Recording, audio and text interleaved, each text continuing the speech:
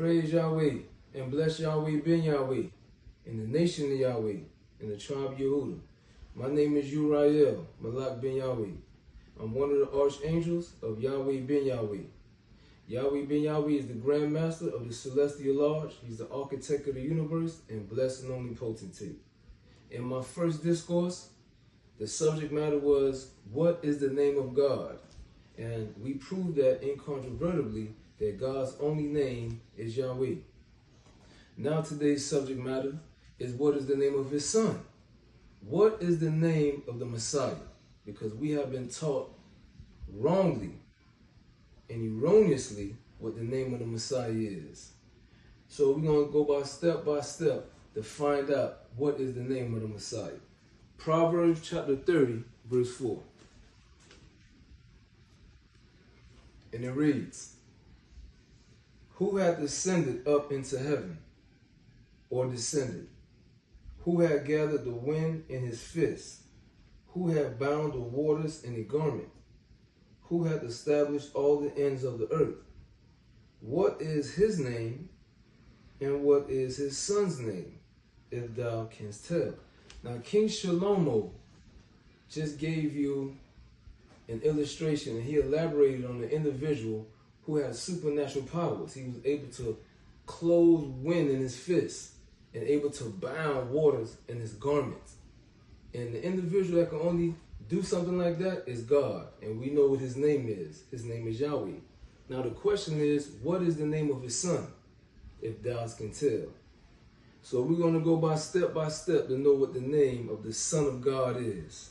Let's go to Matthew chapter 1, verse 1.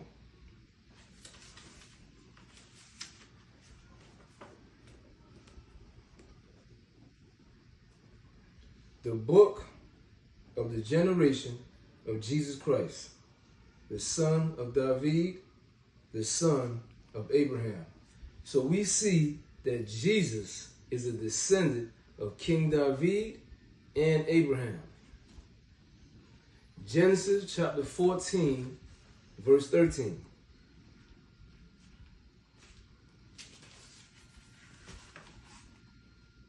And there came one that had escaped, and told Abram the Hebrew, for he dwelt in the plain of Mamre the Amorite, brother of Eshcol, the brother of Aner, and these were confederate with Abram.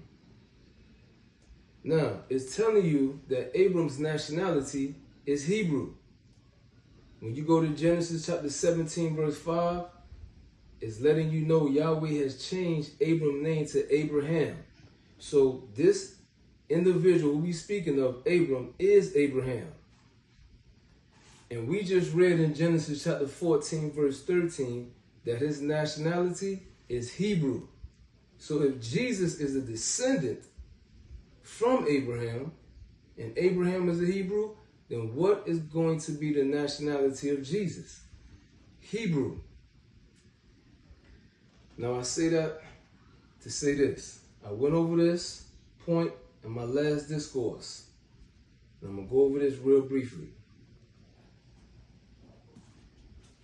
There are only 22 letters in the alphabets, and there are no letter J's, still to this day. Now, in the Merriam-Webster's Collegiate Dictionary, 11th edition, on page 672, we're going to deal with the etymology of Jesus, since we understand now that Jesus is a descendant from Abraham.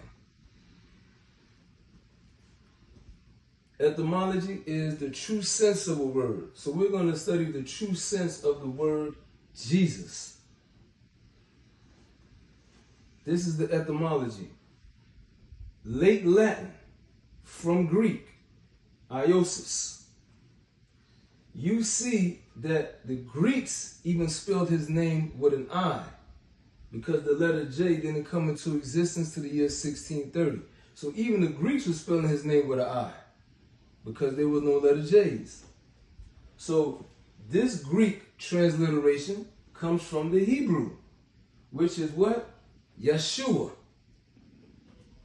So I'm going to ask my brothers and sisters A great question. Which name would you choose to be the Son of God? Would it be the Greek or would it be the Hebrew? It would have to be the Hebrew because he is a Hebrew Israelite. So it would be impossible for his name to be Jesus because there's no letter J in Hebrew. And his name is not Iosis because he's not what? He's not Greek. He is a Hebrew, so his name is Yeshua. His name is not Yahshua, but Yeshua, which only means the salvation of Yahweh. Now, let's go to Matthew chapter 28, verses 18 and 19.